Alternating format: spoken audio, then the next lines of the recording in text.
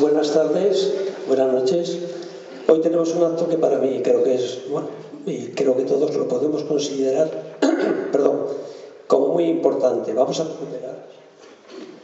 a recuperar la memoria hoy de una persona que nunca debiera de haber caído en el olvido en Calahorra, no en el olvido, que nunca debiera de haber perdido, digamos, el contacto con Calahorra, ¿no? No de él hacia nosotros, sino de nosotros hacia él. Yo hoy he tenido una entrevista en la radio y he dicho que estaba profundamente emocionado porque desde que gracias a Carlos y a la revista Piedra de Rayo, que él edita en Logroño, que es una revista que yo no la conocía, pero que he conseguido leer un par de números y me parece sumamente preciosa para los intereses de La Rioja y para todos. Yo he dicho en la radio hoy que estaba profundamente emocionado porque hemos descubierto hoy, creo que hoy somos un poquito más ricos en Calahorra que ayer. Hoy por primera vez yo he dicho en la radio que estaba muy emocionado porque iba a escuchar, o que se iba a escuchar en Calahorra la música de este hombre que no solamente un músico, no fue solamente un músico, fue mucho más que un músico, fue una persona, fue un humanista que hizo humanismo precisamente a través de eso, a través de la música.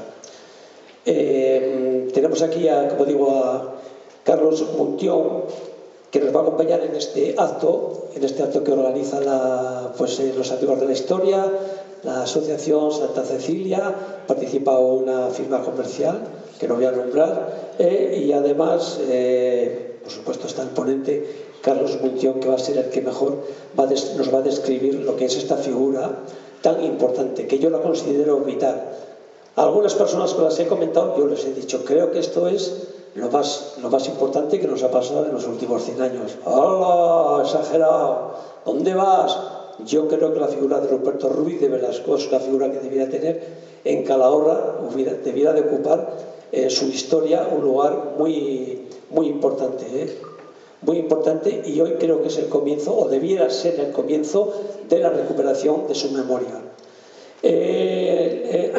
Carlos Muntión es el director de la revista Piedra de Rayo, que es de donde, como he dicho, se recogen artículos relacionados con las raíces y la historia de La Rioja y de sus gentes.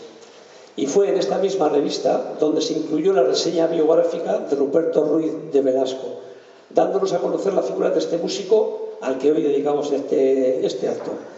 Carlos Muntión participa también en todo tipo de movimientos sociales de La Rioja y es profesor de la Universidad de Logroño.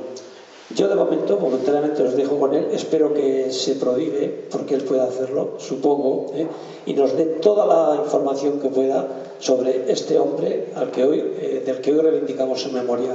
Con todos ustedes, Carlos Muntión.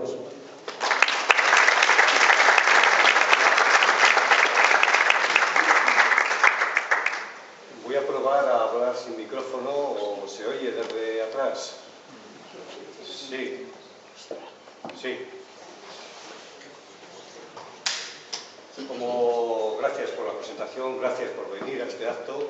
Yo también estoy bastante emocionado porque hace 3 años, han pasado ya 3 años desde que publicamos en la revista Piedra de Rayo, que editamos un montón de amigos en Logroño. Por ahí está Javier Asensio de Calahorra, colaborador habitual.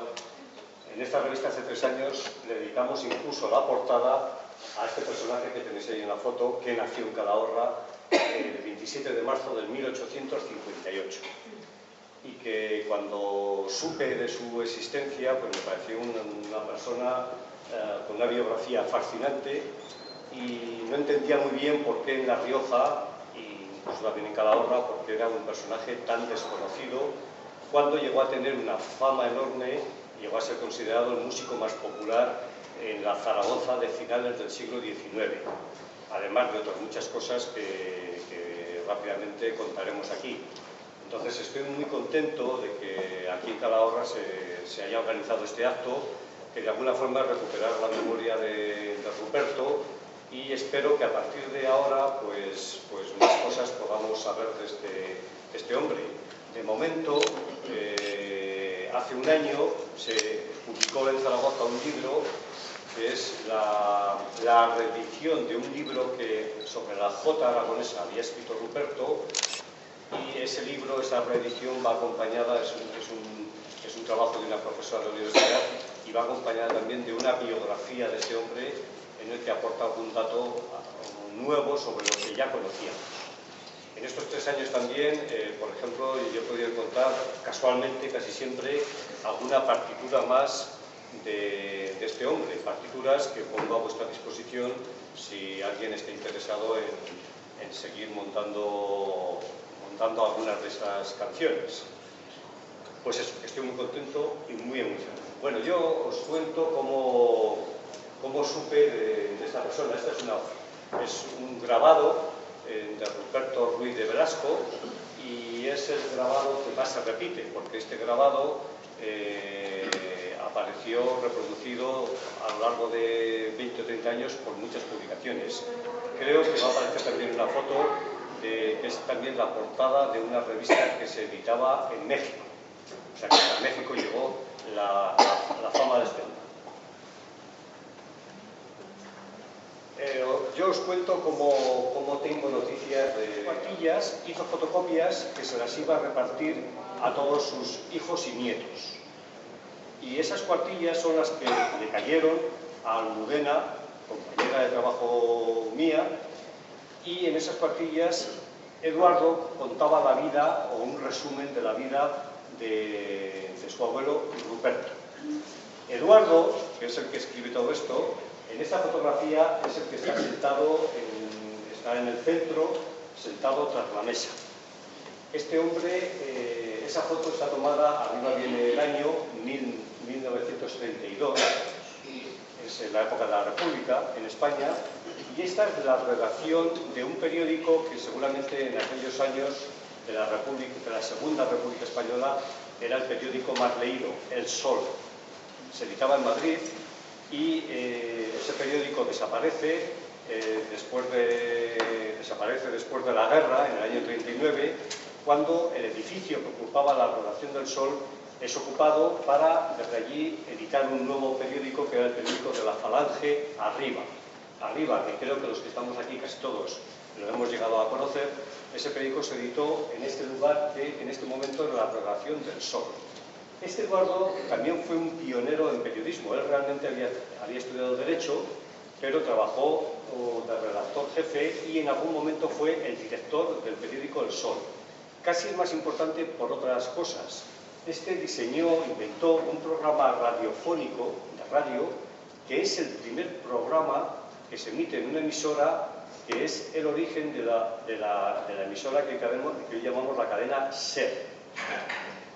Hay otro momento importante en la vida, otro invento importante de este hombre, que es que creó la primera agencia de noticias en España, Febo se llamaba, que también es el origen de la agencia de noticias EFE, que es la que ahora suministra noticias pues, a casi todos los medios de la agencia de noticias en España más importante.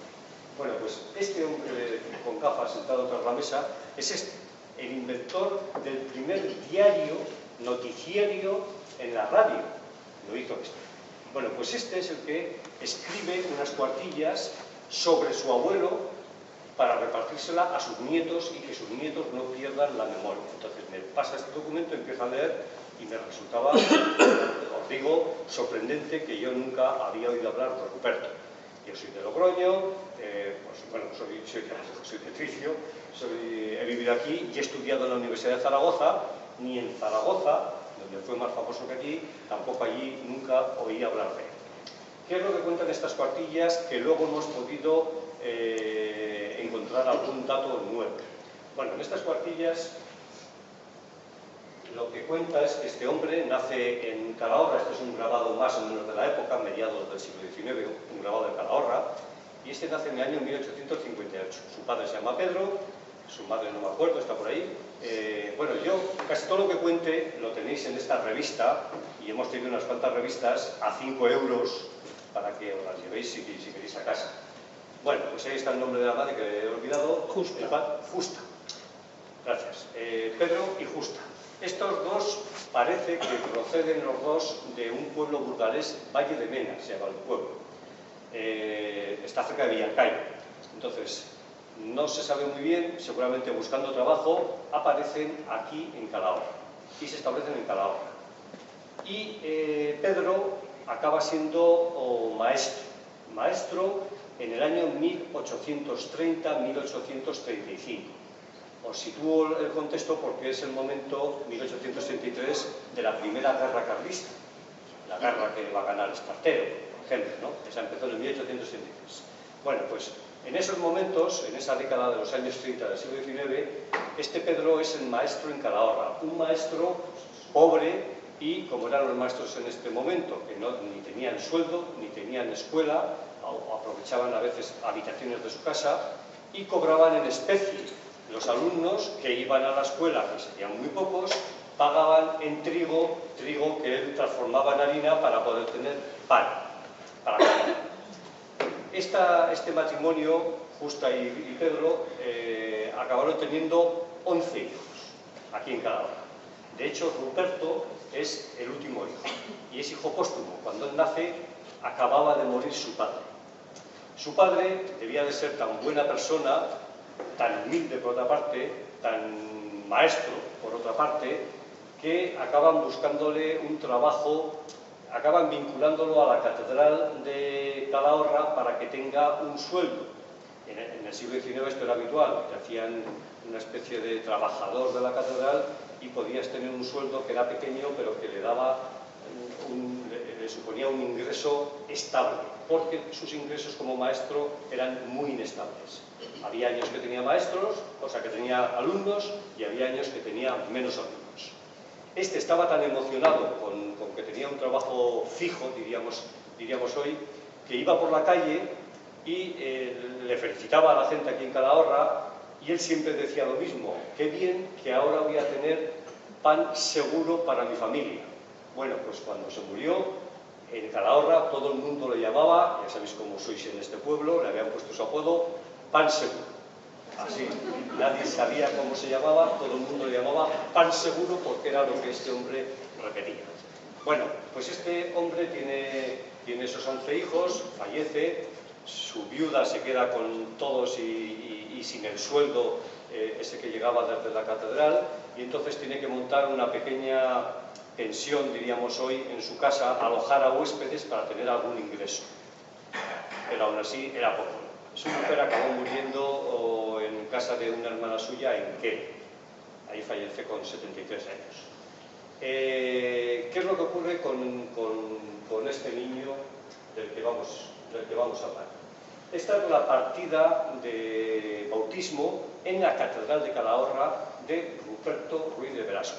Entonces ahí vienen todos los datos, cómo se llaman los padres, cómo se llaman los abuelos, esos datos fundamentales para poder seguir la pista a este hombre. Si alguien quiere seguir investigando, pues aquí hay datos suficientes como para buscar en los libros de bautismos, buscar en los protocolos notariales. Se podría seguir investigando a partir de esto que es una copia del libro de bautismos que hay en la catedral.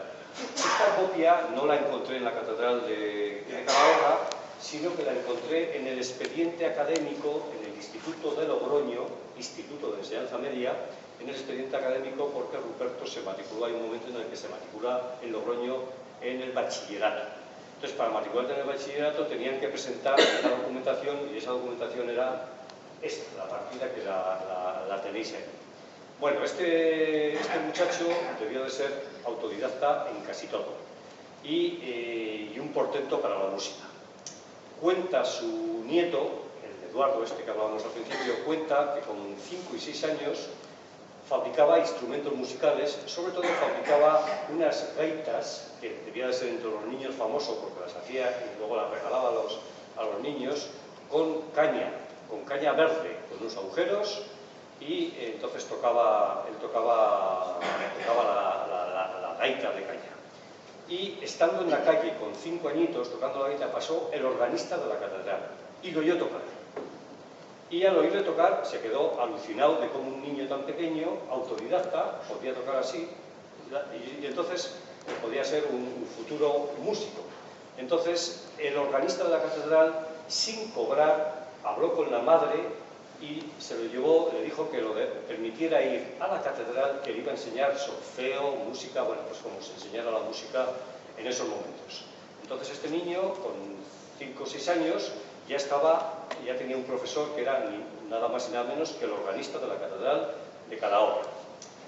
Pero el organista llega un momento en que le cuenta a la madre que ya no le puede enseñar más, que este niño va a más velocidad, que ya sabe tanto como sabe él, y que a la madre que le sugiere que si fuera posible que lo mandara a Logroño.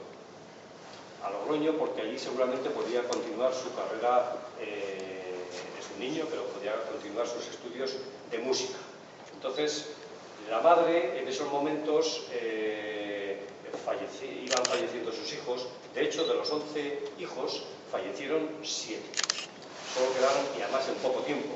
Estamos en el siglo XIX, estamos con esas enfermedades terribles, con esa hambre terrible de aquellos años, y los niños van muriendo. Entonces, al final le quedan 4 niños. Una niña que vivía aquí, uno que lo manda a Zaragoza con un familiar a que trabaje allí en un comercio de Zaragoza, y el mayor de los 11 hermanos, que al ser el mayor acaba como acababan muchos, en el seminario de Logroño.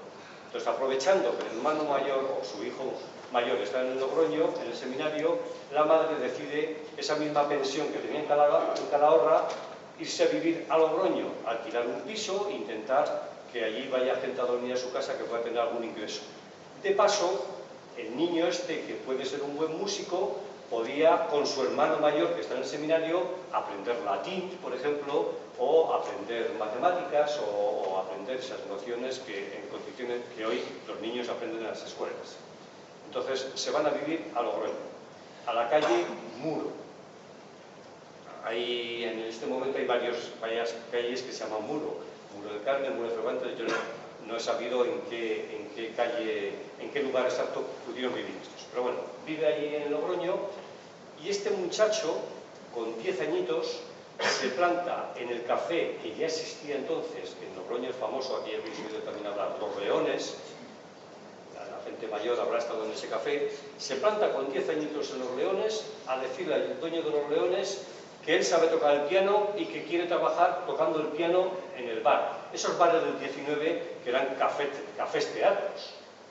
Los Leones estaba en la calle, hoy llamamos Portales, entonces se llamaba la calle del Mercado. El del bar se debió de quedar alucinado que como un mocoso como este va a saber tocar el piano. Entonces, aquí tienes un piano, toca. Y el niño tocó unas cuantas canciones que le pedía el jefe, total, y con 10 añitos le contrató por 1 peseta al día para que trabajara por las noches tocando el piano con 10 años.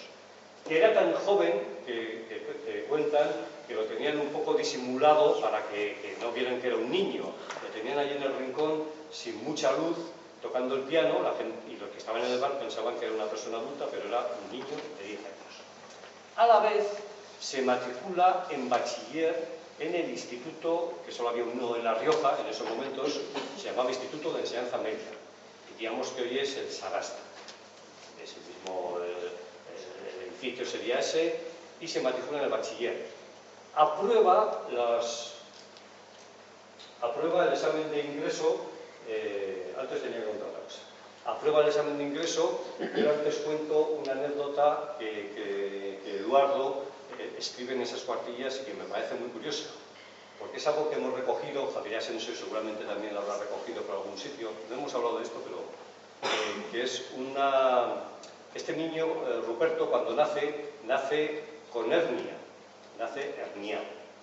Y en la medicina popular, había un remedio para curar la hernia, que era la noche de San Juan, 24 de junio, a la sombra de un olivo, aunque sea de noche, debajo de un olivo, se tenían que juntar 2 mujeres, 2 comadres, se les llamaba entonces, que una se tenía que llamar Juana, de Juan, y la otra María, María por la Virgen María. Entonces se agarraban al niño por las piernas, boca abajo, y se lo iban pasando de una a otra. Y el niño se curó de la vida. Esto lo he oído en más pueblos. Asensio, ¿tú lo has oído en más sitios? Sí, aquí en Calahorra ha habido gente que le han hecho eso. Pues en el 1858 a este se lo hicieron. 2 mujeres llamadas... Bien, esta de olvidar. Esta es, aquí podemos ver la firma en el 1873, tiene 13 o 14 añitos. Abajo vemos la firma de Ruperto Ruiz, no pone de Velasco. Esto lo firma el director del Instituto de Enseñanza Media cuando se tiene que examinar para el bachillerato. Él se presenta por libre porque su hermano mayor, el del seminario, resulta que lo había preparado en su casa perfectamente. De hecho, le aceptan con la mejor nota de todos. También hay que decir que no tanta gente hacía el bachillerato, son contados con la mano. Este documento, por ejemplo, se guarda en el Archivo Histórico Provincial de Logroño. Ahí está todo el fondo, todo están las notas que recogía. Bueno, finalmente, con 16 años, este muchacho ya es bachiller. Muy pocos había en España, Ser bachiller, pues era en aquellos años no había tantos. Bueno, es bachiller, ya es un músico consagrado en Logroño, actúa en los mejores cafés teatros de Logroño, porque de Los Leones se fue a otro, y ya Logroño ya se le queda pequeño. Así que deciden marcharse a Zaragoza. Zaragoza era, en el Valle del Ebro, una ciudad más importante que Calahorra, más importante que Logroño, y entonces este muchacho acaba en Zaragoza. En Zaragoza, que llega ya como músico, nada más llegar es contratado como director de la orquesta del Teatro Goya, y acabó siendo también el músico en el Teatro Principal. Esta es una foto del Teatro Principal, ahora tiene otra, se remodeló en el siglo XX, tiene otro aspecto, pero esta es una foto de aquellos momentos. Bueno, estando en Zaragoza, se va a convertir sin duda, en el músico más popular de Zaragoza. El tipo de composiciones que él compone, yo no sé mucha música, ya os contarán por aquí, la música era música para bailar en esas fiestas del carnaval, de la Navidad, en las verbenas, en las noches del verano, y este fue un compositor enorme, debió de hacer muchísimas, debió de componer en todos los estilos musicales, debió de componer un montón de canciones y se convirtió pues, en el músico más afamado de Zaragoza. A la vez que como bachiller se pudo matricular en la Universidad de Zaragoza y acabó los estudios de Filosofía y Letras. Y nada más acabar los estudios de Filosofía y Letras, se convirtió en profesor de griego, ojo, de sánscrito, no sé si aquí hay alguien que sepa sánscrito, muy pocos había en España que supieran este idioma, y en profesor de historia. Entonces, su puesto de trabajo en la universidad era catedrático auxiliar, no era todavía catedrático auxiliar de sánscrito, de griego y de historia. Sus propios alumnos luego le veían en las verbenas del carnaval, le veían allí tocando el piano o dirigiendo las orquestas. Y en los cafés teatros y en aquellos cabaret que ya empezaba a ver, sus alumnos luego se lo encontraban por ahí. Nadie sabe de dónde podía sacar este hombre tiempo para todo lo que compuso y todo lo que se movió. Debió de ganar mucho dinero, pero en su memoria genética debía de estar la pobreza de su familia de Calahorra de siempre, que todo lo que ganaba, igual que lo ganaba, se lo iba gastando. Con lo cual todavía su fama en Zaragoza pues, continuaba. Este es el Teatro Principal, la foto, y quizás lo más importante que este hombre hace en Zaragoza relacionado con la música es que fundó la llamada, que duró hasta hace 4 días, la llamada Escuela de Música de Zaragoza. En esta sede, este es un edificio renacentista, igual lo habéis visto porque fue de una caja de ahorros, fue una especie de museo, unas exposiciones, igual en Zaragoza alguna ha podido estar ahí, tiene un patio, está dentro del patio. En este edificio montó la Escuela de Música para enseñar música a la gente. Él razonaba que la música era una de las disciplinas más importantes que había que estudiar porque te agilizaba el cerebro, pero sobre todo le daba una función práctica.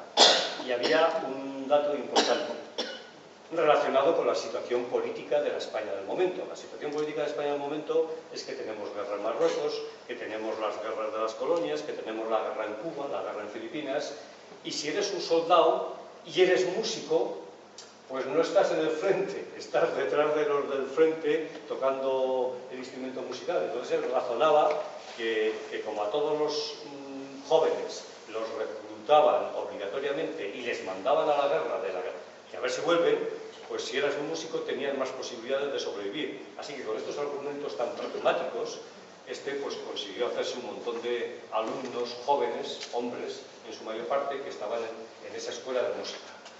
Otra cosa que hizo este hombre fue fundar una revista, que ahí tenéis la portada, la cabecera de la revista, se llamó Aragón Artístico. Esta revista duró, él fue el director, y duró 3 años. Salían 3 revistas al mes y se editaron 60 y tantas revistas. Y era una revista para difundir todo lo relacionado con la música en Zaragoza. Y para una cosa importante, en estas revistas iba siempre marcada, iba dentro de las páginas, como un suplemento que se regalaba, partituras musicales. Es una pena, la revista no se conserva toda la colección, la Biblioteca Nacional de Madrid conserva números sueltos, pero se han perdido las partituras, porque como era una cosa suelta dentro de la revista, pues luego las revistas que se han guardado, ha quedado la revista, pero no ha quedado lo que va dentro.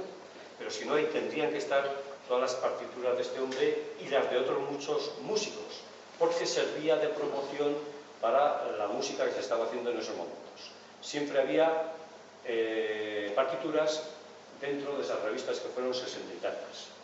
Aragón Artístico. La fama de este hombre, esta es una portada de una revista en México. La revista se llama El Álbum de la Mujer. Y se editaba en México, y incluso en México le dieron la portada al de cada hora, al Ruperto. O sea que la fama de este hombre saltó a aquellas que habían sido colonias españolas, México, colonias españolas en América, y hasta allí llegó la fama, porque este además fue un gran escritor.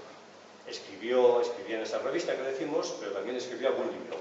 Escribió un libro que es el que se acaba de reeditar en Zaragoza, que se llama La Jota Aragonesa, y que fue premiado por el Ministerio, no se llamaba así, pero el Ministerio de Cultura de aquellos momentos en Madrid, en momento se llamaba, premió ese libro como el mejor libro de aquel año, un libro sobre la Jota Aragonesa. Entonces se convirtió en un gran escritor y además era amigo de la gente, pues ya empezaba a ser amigo de la gente importante por todo el mundo, ¿no? A México su fama llega de unas mujeres que andaban a caballo, que eran cantantes y que eran famosas en el mundo del espectáculo de aquellos momentos. Esta es la portada de una de las partituras, Jota Aragonesa. Yo no sé qué es lo que luego, qué música vamos a oír, pero esa es la partitura en ese momento. Debajo ya vemos que va por la 4ª edición, vemos el precio, 4 pesetas, y luego pues esa decoración modernista de aquellos años, ¿no? Jota Aragonesa, Ruperto Ruiz de Velasco. Bueno, pues como estas, debió de hacer un montón de partituras de todo tipo de música. Uno de los pasajes más... Este es Unamuno, supongo que conocido por todos. Uno de los pasajes más importantes de la vida de este hombre es que, siendo profesor en Zaragoza y todo este mundo del espectáculo en el que vivía, se convocó, el año era 1891, se convocó la cátedra de griego de la Universidad de Salamanca. En 10 años solo se convocaron 2 cátedras de griego, una en Granada, que fue un poco después, y una en Salamanca, cátedra de griego. Y a la cátedra de griego se presentaron unas 20 personas que las iban eliminando en todo un sistema que había de exámenes, eran 6 o 7 exámenes de todo tipo, iban eliminando candidatos y al final quedaron 2 candidatos para la cátedra de griego en la Universidad de Salamanca, que era la cátedra más famosa en España. Los 2 candidatos eran Miguel de Unamuno y nuestro Ruperto, el de cada hora. Finalmente, la cátedra se la dieron a Unamuno, más bien por razones políticas, porque este hombre, políticas o de otro tipo, porque este hombre era muy amigo de Menéndez Pelayo, que era el presidente del tribunal, porque se ha conservado toda la documentación, las cartas, y entonces sabemos que hubo, pues le dan la cátedra a dedo prácticamente, ¿no? El hecho es que Ruperto ahí se decepcionó un poco. Él pensaba que iba a obtener la cátedra. Esa cátedra tenía un sueldo, creo recordar, de 3.000 pesetas al año, una auténtica fortuna en aquellos momentos, y debía de soñar con marcharse a Salamanca y ser ya una persona rica que además se podía dedicar a lo que él verdaderamente le debía gustar en su cabeza, que era el griego. ¿Sí? Este fue uno de los expertos en griego que hubo en España. Lo que pasa es que al perder esta cátedra ya dejó los estudios. Bueno, el hecho es que vuelve a Zaragoza, volvió un poco deprimido.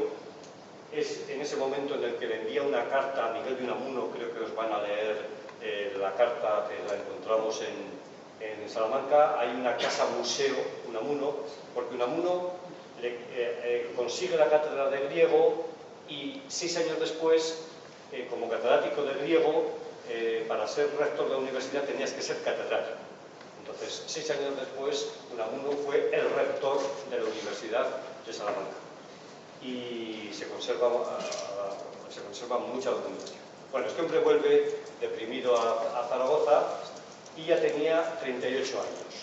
Y se obsesiona con una cosa que él había comprobado en su familia. Él tuvo 10 hermanos.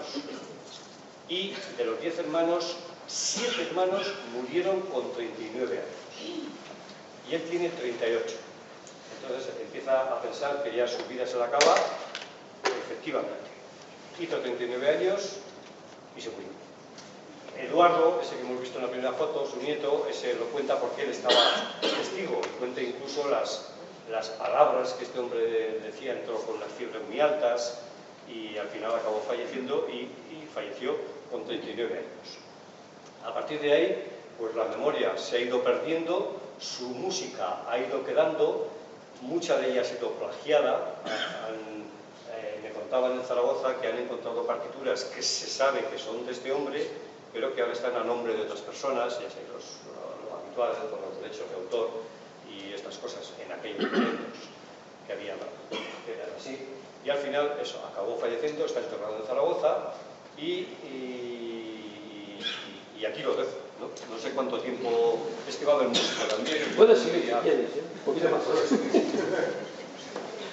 Pues...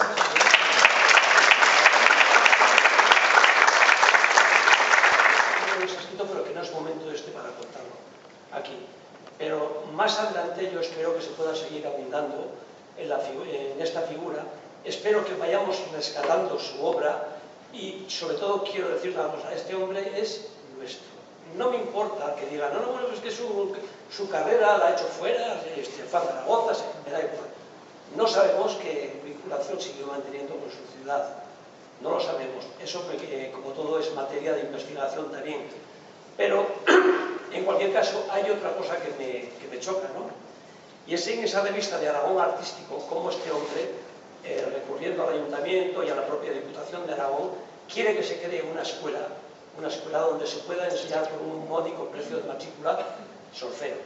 Quizá este hombre recuerda sus orígenes, ¿no? Entonces, incluso en esa revista hay un argumento que utiliza, que aparece en la revista, en la cual dice, en el número 53 de la revista Aragón Artístico, aparece este pintoresco argumento a favor de la causa. Dice a favor de la causa de que él, como ha dicho Carlos, previene y intenta siempre difundir la importancia que tiene el solfeo, la importancia que tiene la música. Entonces él dice, el obrero que dedica sus ratos de ocio al cultivo de la música se ilustra, roba al vicio y a la holgazanería el tiempo que para él resulta así más agradable y provechoso, y sobre todo toma una cultura que puede serle muy útil en el futuro. Finalmente, como ya ha dicho Carlos, la escuela se crea y efectivamente en aquella época Zaragoza tenía unos 100.000 habitantes, no tenía más, ¿no? Pero tenía la suerte de contar con nuestro Ruperto. Yo solamente os puedo asegurar que estoy emocionado con este hallazgo y espero que esto lo retome quien tiene que retomarlo aquí en Calahorra y podamos traer y poner en su sitio a una persona que nos va a dar a la propia ciudad brillo y prestigio. Sobre todo por eso, porque creo que es nuestro. Quiero que lea Tere ahora, quiero que lea la carta que dirige a Unamuno, felicitándole, a pesar de que él conocerá de que ha sido objeto de una injusticia. Quiero que se ve que el hombre tenía estas, ¿no? Y felicita a Unamuno por por el logro conseguido, quiero que lea la carta para que vean más o menos cómo era el trato en aquella época entre, digamos, catedráticos de Por razones que ya le dirán a usted, me envine deprisa a casa sin quedarme a las de Granada. Esperaremos otra ocasión más oportuna y propicia. Agradezco a usted muchísimo sus cariñosas frases y sus buenos deseos. Yo he de confesar a usted, y esto no es más que respetar lo que ya dije a usted de palabra, que desde el principio de las oposiciones me fue usted muy simpático y deseaba su amistad. Mucho me alegraré que Salamanca le reciba bien y que en aquella pequeña ciudad acabe usted de pasar una luna de miel tanto más feliz cuanto que va unida a las seguridades para el porvenir, conseguidas a fuerza de sacrificios y talento. Tiene usted razón, tal vez alguna vez nos encontremos en el camino de la vida, pero aunque esto no fuera, yo me alegraría mucho que de vez en cuando tuviéramos noticias nuestras para recordar nuestra amistad nacida en días para ambos solemnes. Su casa en esta es San Miguel 6, duplicado. Mande como guste a su buen amigo y compañero Ruperto Ruiz de Velasco.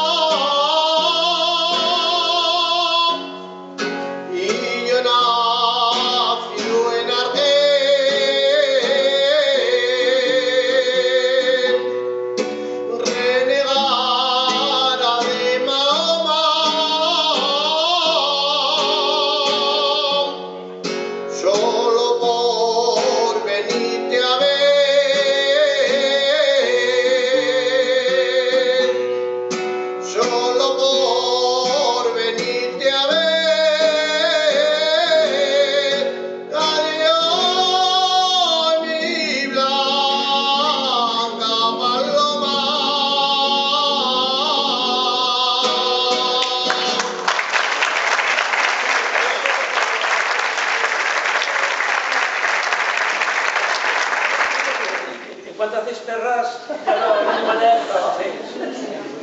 Que suba y lo despida a él. Muchas gracias a todos por haber venido. Todos los amigos de la historia, con la Asociación de Santa Cecilia, además aprovechando también que esta semana es la Semana de Santa Cecilia y a Multiofio, que también ha colaborado con los amigos de la historia para organizar este reconocimiento a la figura de, como ha dicho Carlos, un calabolitano desconocido totalmente y que verdaderamente pues, es necesario reivindicar y saber algo más de su vida, porque como hemos visto pues, ha sido muy importante. Y nada más, agradeceros por vuestra...